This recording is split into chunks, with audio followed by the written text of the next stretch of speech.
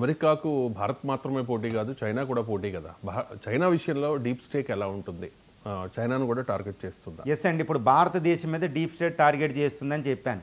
China మీద కంటిన్యూస్గా target చేస్తారు. ఎందుకంటే చైనా భారత్ కంటే ఎక్కువ వాళ్ళకి డీప్ స్టేట్ చాలా డేంజరస్. ఎందుకంటే చైనా అనేది ఒక ప్రబల శక్తి. చైనాది వెస్టర్న్ కంపెనీస్ మాట వినదు కాదు కదండి, అది కమ్యూనిస్టు చైనా. పెట్టుబడిదారీ వ్యవస్థ అనే వ్యవస్థలోకి చైనా వెళ్ళింది, కానీ రాజకీయంగా కమ్యూనిస్టు వ్యవస్థగానే ఉంది.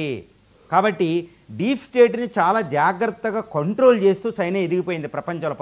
1979లో అది ఎకనామిక్ రిఫార్మ్స్ మొదలుపెట్టి పెట్టుబడిదారీ వ్యవస్థను కాస్త తీసుకుంది, వాళ్ళ పద్ధతులే తీసుకుంది, వాళ్ళ పెట్టుబడి తీసుకుంది, వాళ్ళ టెక్నాలజీ తీసుకుంది. వాళ్ళ విద్యా సంస్థలకి ప్రతి సంవత్సరం 6 లక్షల మంది స్టూడెంట్లు పంపిద్ది. అది అమెరికాలో 3 కోట్ల మంది చైనీస్ ఉంటారు, యూరోప్ యూనివర్సిటీస్ నుండి వీళ్ళే ఉంటారు.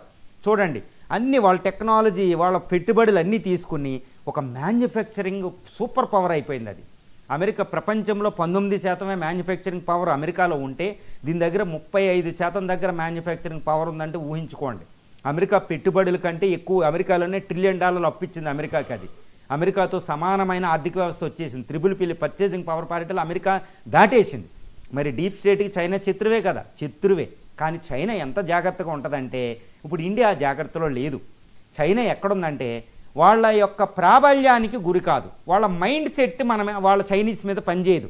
అందుకనే చూడండి, మనం వాట్సాప్ ద్వారా, ఇంటర్నెట్ ద్వారా, వాళ్ళ వీళ్ళ అమెరికా కంపెనీలు అమెజాన్ ద్వారా, ఫేస్బుక్ ద్వారా, వాల్మార్ట్ ద్వారా మనం ప్రభావితం అవుతాం భారతీయులు, భారత సమాజం, భారత నాయకులు. కానీ వాళ్ళు ప్రభావితం అవరు. ఎందుకంటే ఆర్థికంగా ఓపెన్ చేసింది, కానీ సామాజికంగా అది రాజకీయంగా క్లోజ్డ్గా ఉంది. వాళ్ళు వాట్సాప్కి వీచాట్ అని ఉంటుంది, వాళ్ళ ఫేస్బుక్కి వెయిబో అని పెట్టుకున్నారు వీళ్ళు. వాళ్ళ కంపెనీలు వాళ్ళ ఫేస్బుక్ వాట్సాప్ని చైనాలోకి ఎంటర్ కానివ్వలే, వాళ్ళు ఒప్పుకోరు. టిక్ టాక్ పెట్టుకుంటారు వాళ్ళు, యూట్యూబ్ బదులు. చూసుకోండి, చైనీకి అన్ని సోషల్ మీడియా, చైనీస్ మైండ్ని కంట్రోల్ అవ్వకుండా వాళ్ళు పెట్టుకున్నారు. వాళ్ళు గ్లోబల్ టైమ్స్ అని పెద్ద పత్రికలు ఉంటాయి, తర్వాత వార్తా సంస్థలు ఉంటాయి. వెస్టర్న్ సంస్థలను, వెస్టర్న్ సోషల్ మీడియా వింగ్స్ని చైనాలోకి రానివ్వరు వాళ్ళు.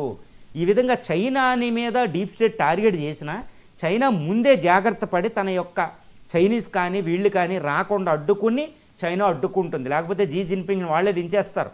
జీ జిన్పింగ్ మనకి ఇష్టం లేకపోయినా చైనీస్ అక్కడైతే అసలు ఉండవరు. అందువల్ల చైనీస్ కమ్యూనిస్ట్ పార్టీ మీద ఎప్పుడు టార్గెట్ చేస్తారు, రానివ్వరు. ఈ విధంగా చైనా మీద డీప్ స్టేట్ ఎప్పుడూ ఉన్నా వాళ్ళు ఆర్థికంగానే వాడుకుంటారు. డీప్ స్టేట్ని ఎక్కడ పెట్టాలో అక్కడ చైనా పెట్టుకుంటుంది. అందువల్ల చైనా మీద వాళ్ళు టార్గెట్ చేయలేరు. మరి రష్యా విషయంలో డీప్ స్టేట్ ఎలా పనిచేస్తుంది? రష్యాను కూడా టార్గెట్ చేస్తుంది.